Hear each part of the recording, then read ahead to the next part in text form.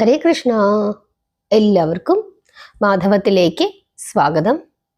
അങ്ങനെ കർക്കിടക മാസം 1-ാം തീയതി മുതൽ നമ്മൾ രാമായണത്തിലെ ഓരോ കഥകളായി പറഞ്ഞുകൊണ്ടിരിക്കുകയാണ്. അങ്ങനെ നമ്മളിപ്പോൾ അയോധ്യാകാന്ഡത്തിലേക്ക് പ്രവേശിച്ചിരിക്കുകയാണ്. കഴിഞ്ഞ ദിവസം കൈകേയി ദശരഥ മഹാരാജാവിനോട് തൻ്റെ പുത്രനെ രാജാവാക്കണം എന്നുള്ള ആവശ്യം ഉന്നയിക്കുകയും അതനുസരിച്ചിട്ട് ദശരഥ മഹാരാജാവ് തളർന്ന് ഇരിക്കുന്ന ആ ഭാഗം വരെയാണ് നമ്മൾ പറഞ്ഞത്. അങ്ങനെ രാജാവ് തളർന്ന് കൈകേയിയുടെ അന്തഃപുരത്തിൽ കിടക്കുന്ന സമയത്ത് മറുവശത്ത് രാജധാനിയിൽ ശ്രീരാമനെ യുവരാജാവായി അഭിഷേകം ചെയ്യുന്നതിനായിട്ടുള്ള എല്ലാ തയ്യാറെടുപ്പുകളും നടന്നു കഴിഞ്ഞു. സമയം അടുത്തു. പക്ഷേ ദശരഥ മഹാരാജാവിനെ കാണുന്നില്ല. എന്തുകൊണ്ടായിരിക്കാം ഇതുവരെ രാജാവ് വരാത്തത് എന്ന് എല്ലാവരും പരസ്പരം അന്വേഷിച്ചു. പക്ഷേ അന്വേഷിച്ചു പോകാൻ ആർക്കും ധൈര്യമുണ്ടായില്ല. അങ്ങനെ ഒരാൾ അന്വേഷിച്ചു പോകാം എന്ന് പറയുന്നു. ആരാണ് അയാൾ? അയാളാണ് സുമന്ത്രൻ. അങ്ങനെ സുമന്ത്രര് അന്തഃപുരത്തിൽ ചെന്ന് നോക്കുമ്പോൾ അവിടെ രാജാവ് തളർന്ന് ഭൂമിയിൽ കിടക്കുകയാണ്. സുമന്ത്രർ ചോദിച്ചു, മഹാരാജൻ വേഗം പുറപ്പെടൂ, രാമന്റെ അഭിഷേകത്തിന് മുഹൂർത്തമായി. 100 കണക്കിന് രാജാക്കന്മാർ കൊട്ടാരത്തിൽ എത്തിയിട്ടുണ്ട്. ഇനിയും താമസിക്കരുത്, പുറത്തേക്ക് എഴുന്നള്ളൂ. ഇങ്ങനെ സുമന്ത്രർ പറഞ്ഞപ്പോൾ രാജാവ് പറയുകയാണ്, മിത്രമേ, അങ്ങേക്ക് കാര്യം അറിയില്ല. കൈകേയി എന്നെ കൊന്നു കളഞ്ഞിരിക്കുന്നു. അധമയായ റാണി എൻ്റെ ഹൃദയം പിളർന്നിരിക്കുന്നു. അവൾക്ക് കൊടുത്ത സത്യപ്രതിജ്ഞയിൽ ഞാൻ സ്വയം ബന്ധിതനായിരിക്കുകയാണ്. വേഗം ചെന്ന് രാമനെ കൂട്ടിക്കൊണ്ടുവരൂ. ഞാനും അങ്ങും രാമനും, നമ്മൾ 3 പേരും മാത്രം മതി. നമുക്ക് കൂടി ആലോചിക്കാം. അപ്പോൾ കൈകേയി പറയുകയാണ്, ചെല്ലു സുമന്ത്രരെ, രാജാവ് പറഞ്ഞത് കേട്ടില്ലേ? രാമനെ എത്രയും പെട്ടെന്ന് ഇങ്ങോട്ടേക്ക് കൂട്ടിക്കൊണ്ടുവരൂ. മഹാരാജാവ് കൽപ്പിച്ചിരിക്കുന്നു. ഉടൻ തന്നെ സുമന്ത്രൻ തേരുമായി രഘുപതിയുടെ അടുക്കൽ എത്തിച്ചേരുന്നു. രാമൻ തയ്യാറായി കഴിഞ്ഞിരിക്കുന്നു. സുമന്ത്രർ രഥം പുറത്തു നിർത്തിയിട്ട് അകത്തു കടന്ന് കൈകൂപ്പിക്കൊണ്ട് പറയുകയാണ്, മഹാരാജാവ് കൈകേയിയുമായി അന്തഃപുരത്തിൽ വെച്ച് കാര്യാലോചന നടത്തുകയാണ്.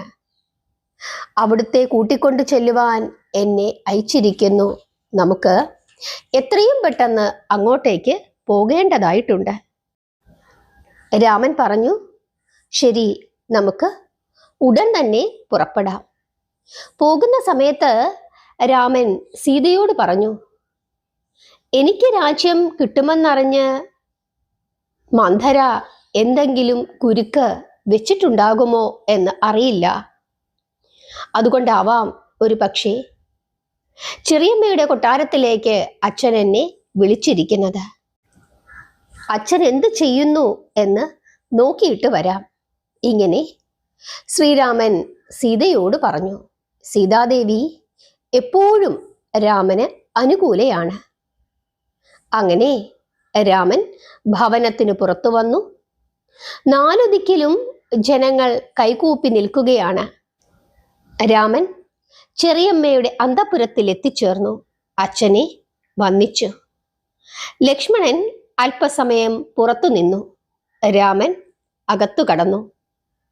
അച്ഛൻ നിലത്തു കിടക്കുന്നു. കൈകേയി അടുത്തു തന്നെയുണ്ട്. രാമൻ ചോദിച്ചു, അമ്മേ, എന്താണ് അച്ഛൻ വിഷമിച്ചു നിലത്തു കിടക്കുന്നത്? കോപിച്ചിരിക്കുകയാണെങ്കിൽ പോലും സാധാരണ എന്നെ കണ്ടാൽ പുഞ്ചിരിക്കുമല്ലോ. ഇപ്പോൾ എൻ്റെ മുഖത്തു നോക്കുന്നത് പോലുമില്ല. ഞാൻ എന്ത് അപരാധമാണ് ചെയ്തത്? ഒന്നും പറയുന്നില്ലല്ലോ. ഭരതനും ശത്രുഘ്നനും ഇവിടെയില്ല. അവർ അമ്മാത്തേക്ക് പോയിട്ട് വളരെ കാലമായി. അതുകൊണ്ടാണോ അച്ഛൻ ഇങ്ങനെ വിഷമിച്ചിരിക്കുന്നത്? അച്ഛൻ്റെ പ്രിയ റാണിയായ അവിടുത്തേക്ക് എല്ലാം അറിയാമല്ലോ. അച്ഛനൊന്നും പറയാത്തത് കൊണ്ട് അമ്മ പറയൂ. എന്താണ് അച്ഛൻ്റെ വിഷമത്തിന് കാരണം? അച്ഛൻ്റെ എന്ത് ആജ്ഞയാണ് ഞാൻ അനുസരിക്കേണ്ടത്? അച്ഛൻ പറഞ്ഞാൽ ഞാൻ എൻ്റെ ജീവൻ പോലും ഉപേക്ഷിക്കാം. അമ്മയുടെ വാക്കിലൂടെ അച്ഛൻ്റെ ആഗ്രഹം ഞാൻ അറിയട്ടെ. ഞാൻ രാജ്യം ഉപേക്ഷിക്കാം, ജീവനും ഉപേക്ഷിക്കാം.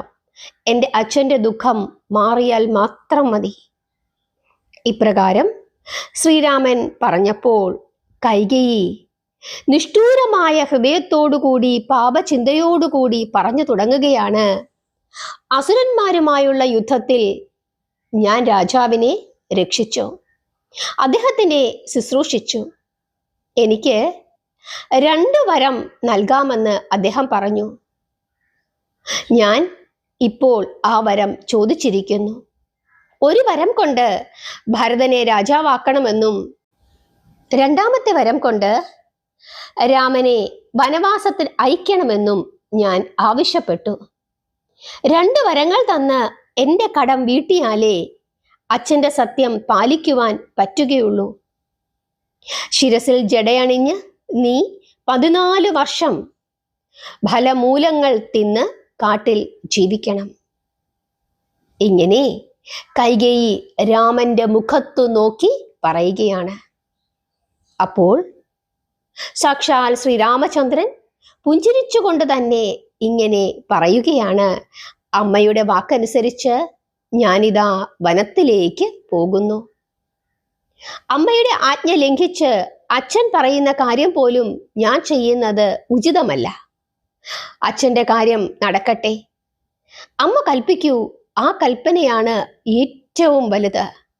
വരം തരാമെന്ന് അച്ഛൻ പറഞ്ഞു. അമ്മയ്ക്ക് സന്തോഷം വരുന്ന വിധമാണ് അച്ഛൻ വരം നൽകേണ്ടത്.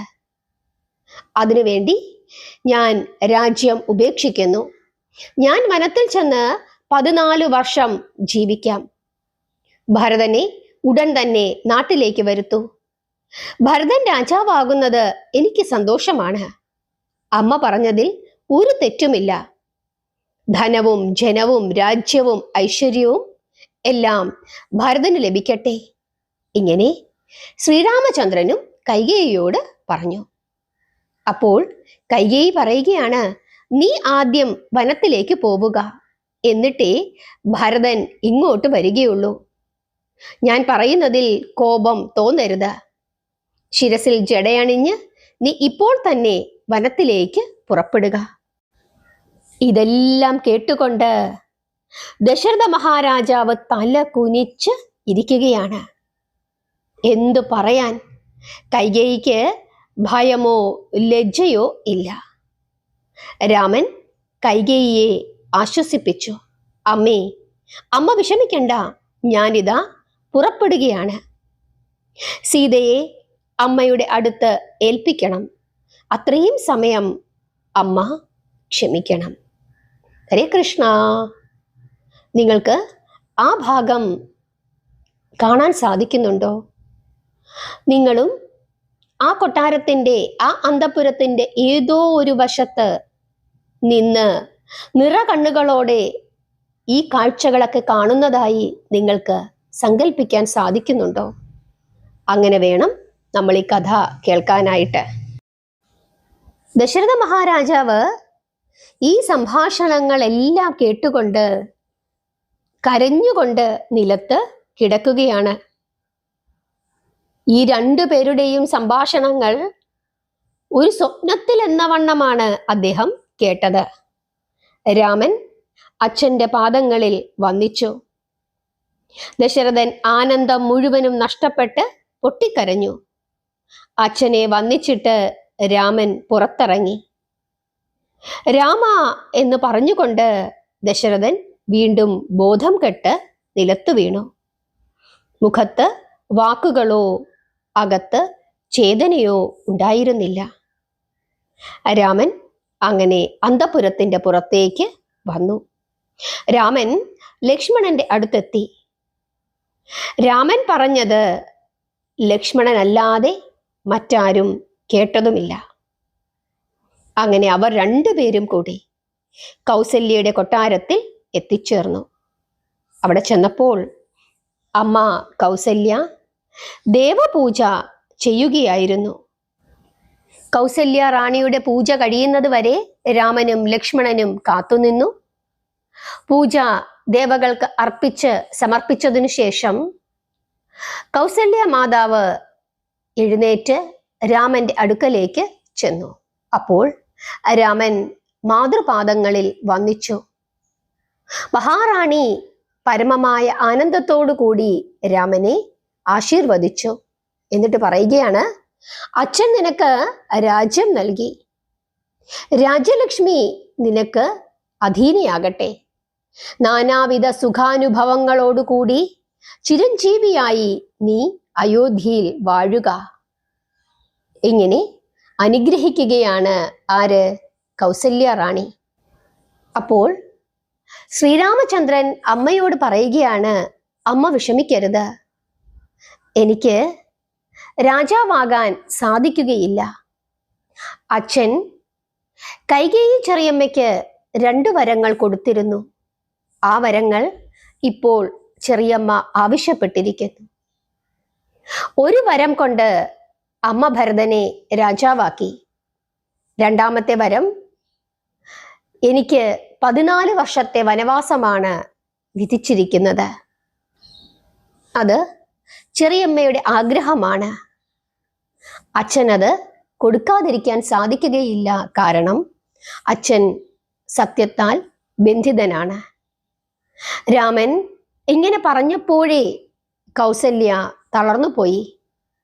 രാമൻ അമ്മേ അമ്മേ എന്ന് ഉറക്ക വിളിച്ചു. വളരെ സമയം കഴിഞ്ഞിട്ടാണ് കൗസല്യ റാണിക്ക് ബോധം വീണത്.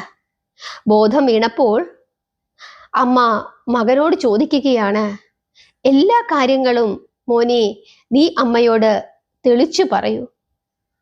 നീ എന്തു തെറ്റു ചെയ്തിട്ടാണ് കൈകേയി നിന്നെ വനത്തിലേക്ക് അയക്കുന്നത്? എന്തുകൊണ്ടാണ് നിന്റെ അച്ഛൻ അതൊക്കെ സമ്മതിച്ചത്?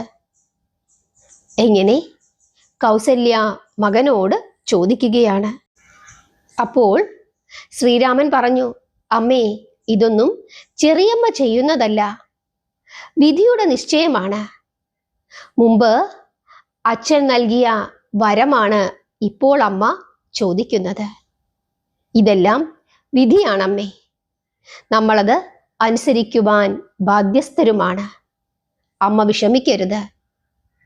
ഇങ്ങനെ രാമൻ പറഞ്ഞ് അമ്മയെ സമാധാനിപ്പിക്കുവാൻ ശ്രമിച്ചു. പക്ഷേ ആ മാതൃഹൃദയം സമാധാനിച്ചില്ല. അവർ പുത്ര എന്ന് വിളിച്ചുകൊണ്ട് വാഴ വെട്ടി താഴെ ഇടുന്നത് പോലെ നിലത്തു വീണ് ബോധരഹിതയായി പിന്നെയും കുറേ സമയം കിടന്നു. കുറച്ചു സമയം കഴിഞ്ഞപ്പോൾ കൗസല്യ ഉണർന്നെഴുന്നേറ്റു. എന്നിട്ട് രാമനോട് വീണ്ടും പറഞ്ഞു, രാമ, രാജ്യം മുഴുവനും ഭരതന് കൊടുത്തേക്ക്. പക്ഷേ നീ എന്തിനാണ് വനത്തിലേക്ക് പോകുന്നത്? അത് വേണ്ട, അത് മാത്രം നീ അനുസരിക്കേണ്ട. എങ്ങനെ അമ്മ മകനോട് പറഞ്ഞപ്പോൾ ഇതെല്ലാം കേട്ടുകൊണ്ട് നിന്ന ലക്ഷ്മണൻ പറയുകയാണ്, അമ്മ പറഞ്ഞത് വളരെ ശരിയാണ്. ആദ്യം രാജ്യം തരുന്നു എന്ന് പറഞ്ഞ് കാട്ടിലേക്ക് തള്ളിവിടുന്നു. അച്ഛന്റെ ഈ പ്രവൃത്തി അച്ഛന് ദുഷ്കീർത്തി ഉണ്ടാക്കും. അച്ഛൻ ഇങ്ങനെ ഒരിക്കലും ചെയ്യാൻ പാടില്ല. കൈകേയി അമ്മ അച്ഛനെ വശീകരിച്ചിരിക്കുകയാണ്. അതുകൊണ്ട് അങ്ങിത് അനുസരിക്കരുത്. ഇത് കേട്ടപ്പോൾ കൗസല്യ പറയുകയാണ്, ചെറിയമ്മയുടെ വാക്കുകേട്ട് രാമൻ വനത്തിൽ പോകേണ്ടുന്ന യാതൊരു ആവശ്യവുമില്ല. പിതാവിനെ അനുസരിച്ച് ഒരു സത്യം പാലിക്കുക, ഭരതന് രാജ്യം മുഴുവൻ കൊടുക്കുക. 2ാമത്തെ സത്യം പാലിച്ചിട്ട് എന്ത് പ്രയോജനമാണുള്ളത്? അമ്മയുടെ വാക്ക് നീ അനുസരിക്കണം. ഗർഭഭാരം വഹിച്ചതും മുല തന്നു വളർത്തിയതും അമ്മയല്ലേ? ആ അമ്മയുടെ ആജ്ഞ നീ എന്തിനാണ് ലംഘിക്കുന്നത്? മറിച്ച് അമ്മയുടെ വാക്കു ലംഘിച്ച് അച്ഛന്റെ വാക്കു പാലിക്കുവാൻ ഒരു ശാസ്ത്രത്തിലും വിധിച്ചിട്ടില്ല. അപ്പോൾ തൊഴുകൈയോടുകൂടി ശ്രീരാമചന്ദ്രൻ അമ്മയോട് പറയുകയാണ്, അമ്മേ, ഞാൻ പറയുന്നത് ഒന്ന് കേൾക്കൂ. അച്ഛൻ പരമഗുരുവാണ്. അമ്മയ്ക്കും അച്ഛൻ ഈശ്വരനല്ലേ? പരശുരാമൻ അച്ഛന്റെ ആജ്ഞ അനുസരിച്ച് അമ്മയുടെ ശിരസ് അറുത്തില്ലേ? അഷ്ടാവക്രൻ പിതാവിന്റെ ആജ്ഞ അനുസരിച്ച് ഗോവധം ചെയ്തില്ലേ? സഗരപുത്രന്മാർ ആപത്തിൽപ്പെട്ടത് അച്ഛന്റെ വാക്കു പാലിക്കാനാണെന്ന് അമ്മയ്ക്കറിയില്ലേ? അച്ഛൻ സത്യം ലംഘിക്കാത്ത ആളാണ്. എനിക്ക് ദുഃഖമുണ്ടാകുന്നതിൽ അച്ഛന് വേദനയുണ്ട്. അച്ഛന്റെ വാക്ക് പാലിക്കുന്നില്ലെങ്കിൽ എനിക്ക് രാജ്യ ഐശ്വര്യങ്ങളും ജീവൻ തന്നെയും വ്യർത്ഥമല്ലേ? അച്ഛൻ ചെറിയമ്മയെ വെടിയുകയാണ്. അച്ഛനെ രാപകൽ ഇനി അമ്മ വേണം ശുശ്രൂഷിക്കുവാൻ. ഇങ്ങനെ രാമൻ കൗസല്യയോട് പറഞ്ഞു. അപ്പോൾ കൗസല്യ വീണ്ടും പറയുകയാണ്, മകനെ, നീ വനത്തിൽ പോകണ്ട. നീ പോയാൽ ഞാൻ ജീവൻ വെടിയും. നിനക്ക് മാതൃഹത്യ നിമിത്തമുള്ള പാപവും താപവും ഉണ്ടാവുകയും ചെയ്യും. പിതൃസത്യം ലംഘിക്കുന്നതാണോ മാതൃഹത്യയാണോ വലിയ പാപമെന്ന് നീ ആലോചിച്ച് നോക്കുക. ഇതെല്ലാം കേട്ടുകൊണ്ട് കോപിച്ചു നിൽക്കുകയാണ് ലക്ഷ്മണൻ. അങ്ങനെ നിൽക്കുന്ന ലക്ഷ്മണനോട് രാമൻ പറയുകയാണ്, അനുജ, നിന്റെ ബുദ്ധിയും ശരിയല്ല. രാജ്യം ഏറ്റെടുക്കുവാൻ നിനക്ക് എത്രമാത്രം ഉത്സാഹമുണ്ടോ അത്രയ്ക്ക് ഉത്സാഹമുണ്ട് എനിക്ക് വനത്തിലേക്ക് പോകുവാൻ. ചെറിയമ്മയ്ക്ക് ഒരു ദോഷവുമില്ല. മന്ധരയും കുറ്റക്കാരിയല്ല. എല്ലാം വിധിയുടെ നിശ്ചയമാണ്. ചെറിയമ്മയ്ക്ക് എൻ്റെ സ്വഭാവം നന്നായി അറിയാം. ഭരതനേക്കാൾ എന്നെക്കുറിച്ച് പ്രതീക്ഷയുണ്ട്. എൻ്റെ ദുർദശ എന്നല്ലാതെ മറ്റൊന്നും ഇതിനെ പറയേണ്ട ആവശ്യമില്ല. ഇവിടെ ചെറിയമ്മ ദോഷക്കാരിയല്ല. ഇന്ന ദിവസം ഇന്ന വിധം ഇന്നത് നടക്കണമെന്നുള്ളത് വിധിയുടെ നിശ്ചയമാണ്. ദുഃഖം തോന്നരുത്. മനസ്സിന് ക്ഷമ വേണം. ദുഃഖം അനുഭവിച്ചില്ലെങ്കിൽ കർമ്മഭാരം ക്ഷയിക്കുകയില്ല. സുഖവും ദുഃഖവും ശിരോലിഖിതമാണ്. ഇങ്ങനെ ശ്രീരാമചന്ദ്രൻ സുമിത്രാനന്ദനായ ലക്ഷ്മണനോട് പറഞ്ഞു. പക്ഷേ ലക്ഷ്മണന്റെ കോപം ശമിച്ചില്ല. വില്ല് മുറുക്ക പിടിച്ചു. ഒരു യുദ്ധത്തിന് പോലും താൻ തയ്യാറാണ് എന്നുള്ള ഭാവമായിരുന്നു അപ്പോൾ ലക്ഷ്മണന്റെ ശരീരത്തിലും മുഖത്തും കാണാനായിട്ട് സാധിച്ചത്. രാജ്യം വെടിഞ്ഞ് വനവാസത്തിന് പോവുക, സന്യാസവും തപസ്സുമൊക്കെ ബ്രാഹ്മണർക്കുള്ളതാണ്. ക്ഷത്രിയർക്ക് വിധിച്ചത് യുദ്ധമാണ്. ക്ഷത്രിയൻ എവിടെയാണ് വനവാസത്തിന് പോയിട്ടുള്ളത്? ശത്രുവിന്റെ വാക്കുകേട്ട് ആരാണ് രാജ്യം വെടിയുന്നത്? എന്തിനാണ് ജ്യേഷ്ഠൻ ഇങ്ങനെയൊരു തീരുമാനം എടുക്കുന്നത്? ജ്യേഷ്ഠനെ അച്ഛൻ അത്രയ്ക്കിഷ്ടമാണ്. ജ്യേഷ്ഠൻ പോയാൽ അച്ഛൻ ജീവൻ വെടിയും. പുത്രശോകം കൊണ്ട് അമ്മയും മരിക്കും. എന്തിനാണ് അച്ഛനെയും അമ്മയെയും ഇങ്ങനെ വധിക്കുന്നത്? അങ്ങ് ഒരൊറ്റ ആജ്ഞ നൽകിയാൽ മതി. ഇതെല്ലാം തീർക്കുവാൻ എനിക്കറിയാം. ഇങ്ങനെ ലക്ഷ്മണൻ വീണ്ടും ശ്രീരാമചന്ദ്രനോട് പറയുകയാണ്. ഉടനെ ശ്രീരാമൻ പറഞ്ഞു, ഭരതൻ അവനൊരു പാപമാണ്. ഭരതൻ ഇതൊന്നും അറിഞ്ഞു പോലും കാണില്ല. അകാരണമായി ഭരതനിൽ നീ ദോഷം ആരോപിക്കരുത്. വിധിയുടെ നിശ്ചയങ്ങൾക്ക് ഭരതൻ എന്താണ് പിഴച്ചത്? ഇങ്ങനെയൊക്കെ പറഞ്ഞ് രാമൻ ലക്ഷ്മണനെയും സുമിത്രയെയും സമാധാനിപ്പിക്കുവാൻ ശ്രമിച്ചു. പക്ഷേ അവരുടെ മനസ്സ് സമാധാനപ്പെട്ടില്ല. രാമൻ അമ്മയോട് വീണ്ടും അപേക്ഷിച്ചു, അനുവാദം തരൂ അമ്മേ, ഞാൻ ഇന്നു തന്നെ വനത്തിലേക്ക് പോകട്ടെ. അപ്പോൾ കണ്ണീരോടുകൂടി കൗസല്യ പറയുകയാണ്, എന്നാണിനി ഞാൻ നിന്നെ കാണുന്നത്? കൗസല്യ ആരാധനയിൽ കിട്ടിയ മന്ത്രങ്ങൾ രാമനു വേണ്ടി ജപിച്ചു. കാട്ടിൽ 14 വർഷം സുഖമായിരിക്കട്ടെ. അഷ്ടദിക്പാലകന്മാർ നിനക്ക് തുണയായിരിക്കട്ടെ. ബ്രഹ്മാവും വിഷ്ണുവും ശിവനും സുബ്രഹ്മണ്യനും ഗണപതിയും ലക്ഷ്മിയും സരസ്വതിയും പാർവതിയും ഏകാദശ രുദ്രന്മാരും ദ്വാദശാദിത്യന്മാരും ജലത്തിലും സ്ഥലത്തിലും ഭൂമിയിൽ എല്ലായിടത്തും നിന്നെ രക്ഷിക്കട്ടെ. ഞാൻ 14 വർഷം കൂടി ജീവിച്ചിരിക്കുമെങ്കിൽ വീണ്ടും കാണാം മകനെ. ഇങ്ങനെ ആ അമ്മ മകനെ അനുഗ്രഹിച്ചു. അമ്മയെ നമസ്കരിച്ചിട്ട് രാമൻ വിടവാങ്ങി. പിന്നെ ലക്ഷ്മണനോടൊത്ത് ഈ കാര്യങ്ങളൊക്കെ സീതയോട് പറയാനായിട്ട് രാമൻ പോയി. രാമൻ സീതയോട് പറയുകയാണ്, സീതേ, കൈകേയി ചെറിയമ്മയുടെ വാക്കനുസരിച്ച് എൻ്റെ കർമ്മദോഷം നിമിത്തം ഞാൻ ഇന്ന് വനവാസത്തിന് പോവുകയാണ്. ഭരതന് രാജ്യം നൽകണമെന്നാണ് അമ്മയുടെ ആഗ്രഹം.